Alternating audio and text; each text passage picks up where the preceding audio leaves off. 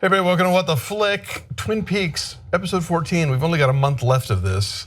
I'm already missing it. It's not done. Bibbs, Meredith, Alonso, so much happened. But before we get started, yes, I have to tell you about my latest Monica Bellucci dream. Look, I was in a small cafe and Monica Bellucci gave me a big cupcake and it was good. if you can get Monica Bellucci to be in your Monica Bellucci dream, then you should totally write a Monica Bellucci dream into your series. Look, Monica was only available for like 1 hour. She wanted coffee anyway. We filmed it. It was a thing. That was the only way we could get Monica Bellucci. That was such a, and the thing is, like when he said it, I thought, well, that's just the kind of thing Gordon would say. And then like, oh no, we're getting it. Yeah. All right, yes, let's do this. Yes. If David Lynch could do anything, Of course. There we go. Get me Monica Bellucci. Wow. All right, I'm just gonna go down my list because it just every scene had things and stuff. All right, let's do it. Black circle around the Rancho Rosa logo for those of you keeping track at home. If this means anything, I don't know. All right, so we start with Gordon in Buckhorn calling the Twin Peaks police station, getting the other Sheriff Truman on the line, who tells him about the diary pages and the fact that there are perhaps two Coopers running around. I wish the hotel key had been mentioned in this conversation, You would think? but we got to wait for that. All of those pieces are finally coming together. They think there are two Coopers, and then we have this conversation with Diane, in which it turns out that Dougie Jones is married to Diane's sister. Half-sister. Half-sister. But still, I know. I don't know how I didn't see that coming. It seems so obvious in retrospect. So but now but Cooper says the name Doug Jones, so it's all coming together. I think that moment right there made it really made me happy because I'm like, we still might never have them meet Dougie, but at least we're getting that acknowledgement. Although the pieces are being put together.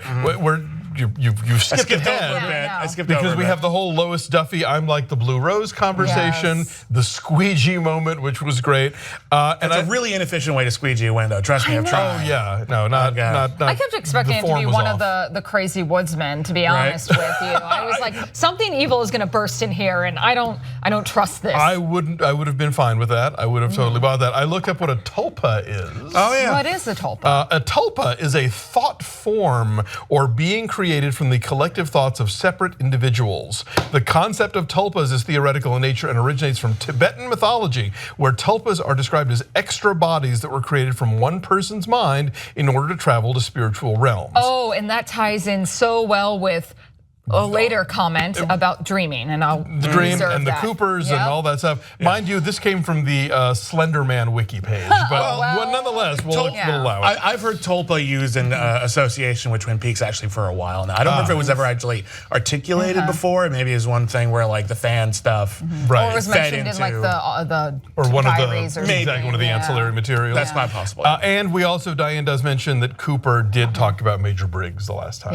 Yeah. She saw him, so that's a thing. But can we trust anything Diane says right now? No. I guess not. And they know that too. I mean, Yeah. the big reveal was they had no idea about Diane's half-sister. Like that was new, but like as soon as they sent Diane out of the room, they decided to converse some more. So they know they're just trailing they're her clearly along. monitoring her and seeing what's going on.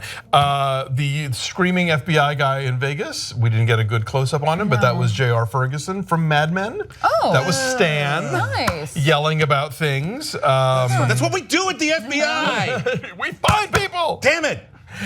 So yeah, the Monica Bellucci dream was amazing, and the whole but who is the dreamer? Yeah, it's we're getting Inception-y here. I like it. It raises the question. I think some people have. I think we even talked about it. The idea that maybe there are multiple realities here, or maybe Audrey is all in a coma. And this is all a Sure, dream. yeah. But David Lynch has toyed with this idea about reality. Which reality are we watching before you look at something like Lost Highway or particular Mulholland Drive, which does have a very valid interpretation that the majority of it is in fact a fantasy or a dream. And we could be heading to this point where Twin Peaks is all, it wakes up with Bob Newhart waking up. Or a kid looking at a snow globe. Yeah, we could be going there. Yeah. I thought that too, but it seems too on the nose for something David Lynch. Like he would definitely stick us in a dream world, but he wouldn't leave us. He'd either leave us in the dream world and never finalize or acknowledge that. He's not. I just don't feel he's that type of director to like pull such a. He'll at least pick part of it. Yeah, I don't want to say a cheap stunt, but in this day and age, it does kind of feel like a stunt. And I do want to say that whole quote was, "We are like the dreamer who dreams but lives inside the dreams, but who is the dreamer?" I just really like that full quote from Monica Bellucci. I assume she wrote that herself.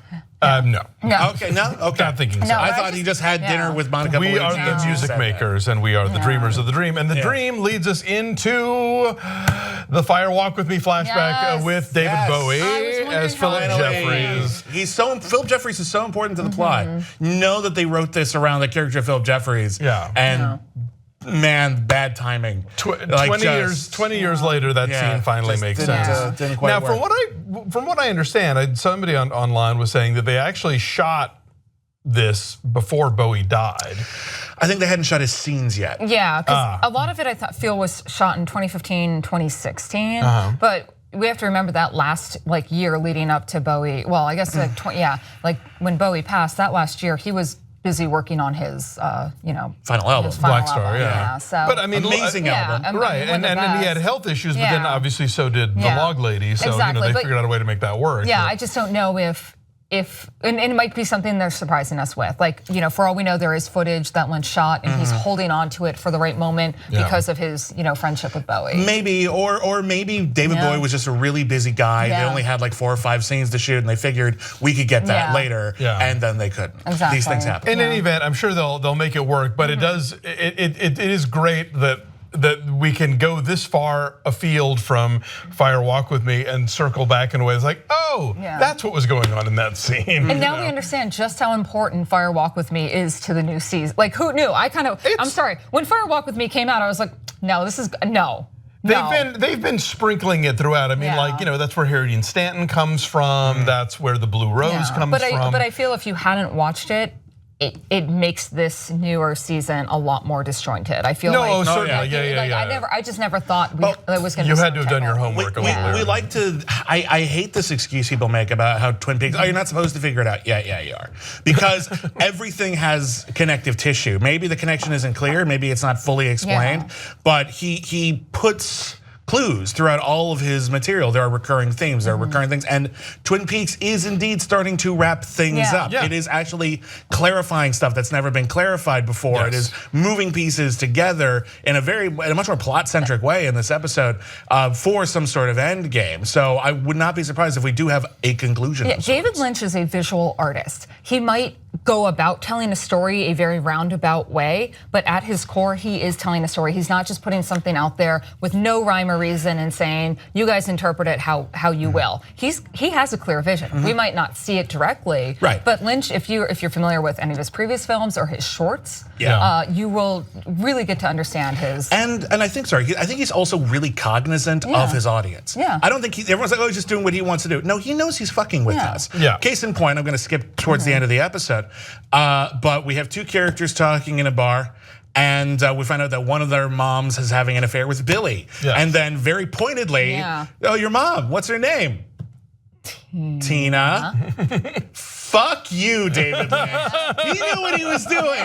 He knew we were gonna say Audrey and it was gonna start clearing things up, and he was like, nope, still fucking with us. He knows what we're invested in. He knows that we're interested in these things. And he is fucking with us, and bless him for it. And going back to the Bellucci conversation, I mean, that's a more on the nose acknowledgement of the importance of dreams than we usually get. But so much of this show is motivated, and the motor of the plot relies upon dreams. I mean, you have Jim Belushi realizing that Dougie's not their enemy because of his dream. You have a lot of people talking about, I had this dream, and so I'm going to now do this or know this or pursue this. And the show was about that since, well, maybe not episode 1, but episode 3. Sure. When Cooper had the first dream in the Red Room, and then that became the purpose of the investigation. And you watch it and go back, rewatch it, and it should be ludicrous. FBI agent had a dream. this is what we're investigating now. Really? But the tone of it is so apropos. And what's interesting is that every character goes along with it, even if this is an entirely new concept to them. Well, and it's not so ludicrous if you're looking at it from Coop's point of view that he's involved with the Blue Rose cases. I mean, good point. Yeah. True. So he's already opened his mind to the X-Files of the Twin Peaks world. I think my point was that if you look at the original, Sheriff Truman goes along with it pretty easily. But again, people are in the world of Twin Peaks, in Twin Peaks and outside of it, we see, they are ruled by these various influences. A lot of intuiting going on. And as we're learning in this, especially this episode, how much Twin Peaks as a location, maybe not directly, but there's obviously stories that maybe we haven't been told, but like small little tales of don't go in this part of the woods, as Bobby's father always told him. So I think there might be some mystery and more. Late in this episode, I said out loud, what happened to the glass box? I mean, remember that? There's been so much stuff along the way that, who the hell knows? All right, let us press on. Moving on. Chad has been arrested. They know that he is he's a mess.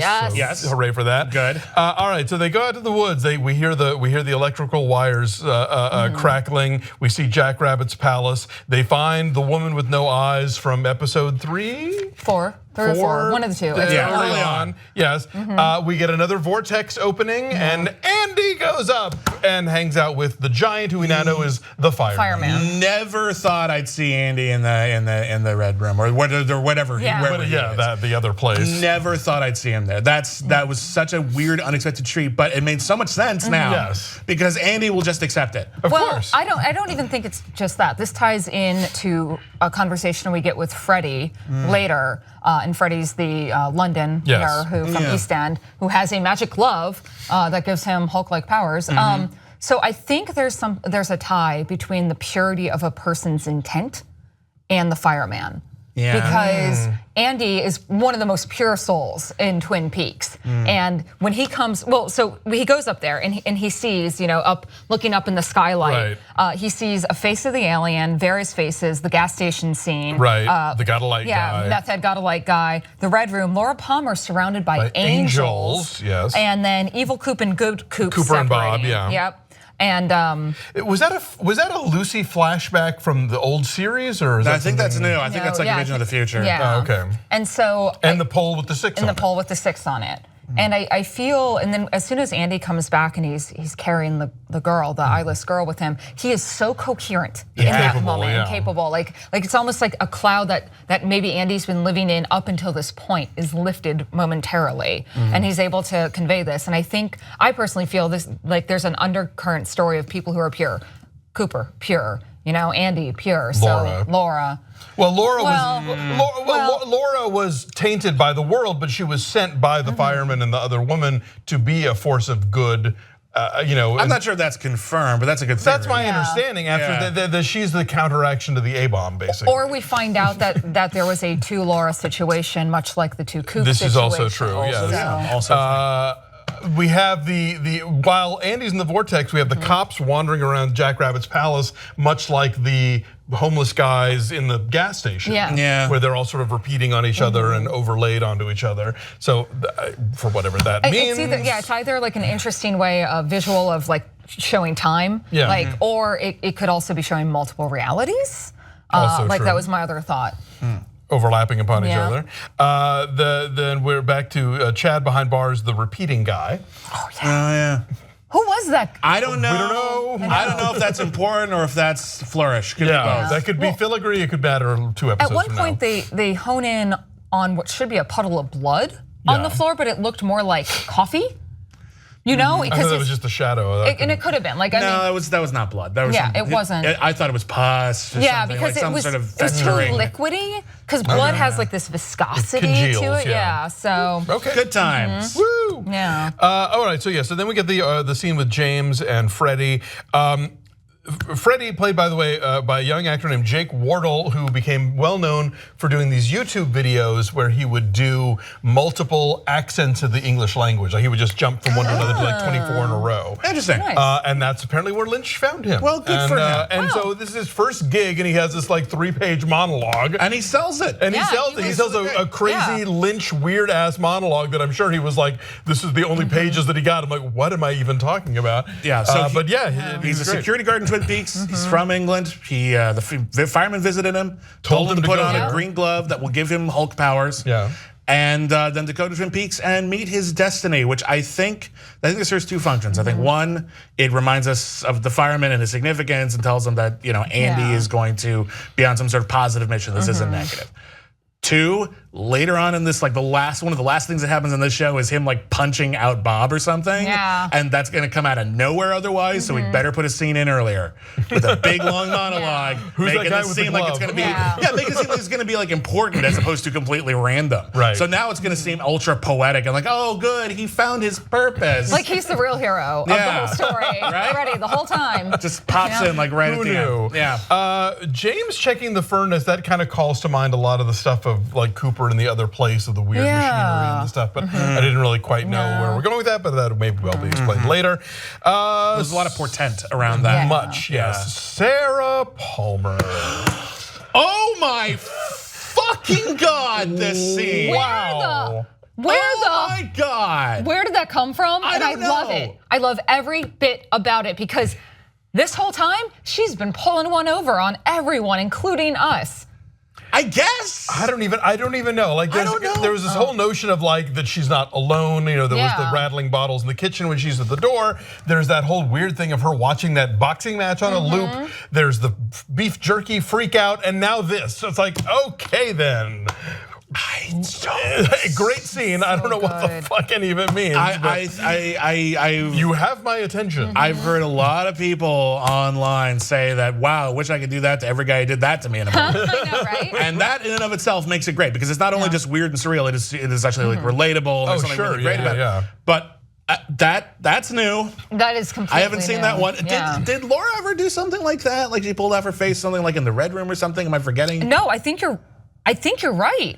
I think there's something to it. I think, oh God, and and it's not like we didn't just rewatch the series 14 weeks ago. Right. It's a little hard to remember, but yeah, I think someone has done that before in Twin Peaks. Okay. But I mean, is she Laura in there? Is she possessed? No, is she like?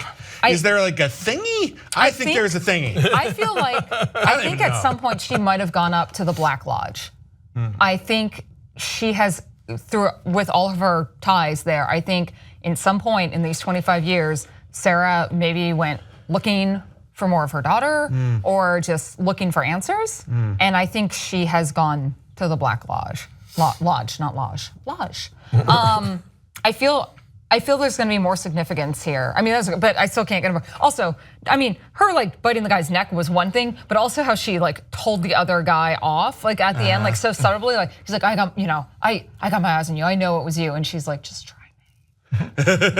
Sure is a mystery. Yeah, sure is a mystery. Oh God. And Grace Zabriskie, ladies and gentlemen. Oh my God. Oh, so amazing. One of the unsung heroes of Twin Peaks. Everyone talks about like Cooper and there's so many people talk about Grace Zabriskie from episode 1 of Twin Peaks. Yeah. Was No killing question. it No question. constantly. Oh my God. And then of course, so we're the booth in the Roadhouse, which has been non sequitur theater up until now, and suddenly, oh wait, Billy and Tina, who we've heard mentioned, but have we heard Tina mentioned? Tina is one of the people who Audrey mentions in her rant about. Oh, so Billy's fucking everybody. I know. Yes, Wow. exactly. And I'm looking forward to this Billy spinoff. I thought Tina was maybe involved with Audrey's husband. I don't know, but okay. So if Billy and Tina are definitely real people in the world of Twin Peaks, does that mean that Audrey is also a real person in the world of Twin Peaks? Or it's all part of that dream world that Monica reference. Yes, that is also true. What if this whole thing is Audrey's dream?